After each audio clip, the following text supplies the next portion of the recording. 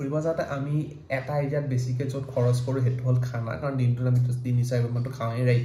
তো ভাবিলে এটা সৰু এটা ৰিল বনাওঁ য'ত মই কওঁ যে ফুৰিব যাওঁতে কেনেকৈ পইচা বচাব পাৰি খোৱা ক্ষেত্ৰত। ফাৰ্ষ্ট পইণ্টটো হ'ল ইট ৱেৰ দ্য লোকেলছ গ'। মই যেতিয়া বেলেগ এটা জেগা যাওঁ তেতিয়াহ'লে মই সদায় লাইক ফেঞ্চি ৰেষ্টুৰেণ্টবোৰত যোৱাতকৈ, ফেঞ্চি কেফেবোৰত যোৱাতকৈ, য'ত মই লাইক এস্থেটিক্স বা সেইবোৰ বিচাৰি যোৱাতকৈ মই লোকেল জেগাবোৰত যাওঁ য'ত লোকেল ফেমিলি এটাই সৰুকৈ ঘুমটি এখন দি কিবা বনাই আছে। তো সেইবোৰত ফাৰ্ষ্ট কথাটো হ'ল তেওঁলোকক হেল্প কৰা হ'ল, সৰু ফেমিলি এটা কষ্ট কৰি কাম কৰি আছে, but at the same time আমি লোকেল অথেণ্টিক টেষ্টটো পালোঁ। প্লাছ থাৰ্ডলি আমি সেইবোৰ জেগাত পইচাটো বহুত কম হয়। ছেকেণ্ডলি যদি এটা জেগা এটা চুজ কৰা গৈছে একমডেশ্যনটো যদি কিটচেন থকা একমডেশ্যন এটা যদি চাওঁ তেতিয়াহ'লে আমি কি কৰিব পাৰোঁ যে লোকেল শাক পাচলি কিনি আনিলোঁ, ভাত অকণমান কিনি আনিলোঁ, তাতে যদি বনাই খাই লওঁ কেইটামান সাজ, তেতিয়াহ'লে ফাৰ্ষ্ট কথাটো হ'ল যে ঘৰৰ খানাৰ টেষ্টটো পালোঁ, প্লাছ দ্য ছেইম টাইম পইচা বাচিলে, তো যোনটো আমি এক্সটেন্সিভলি ইউজ কৰিছিলোঁ ইন বালি।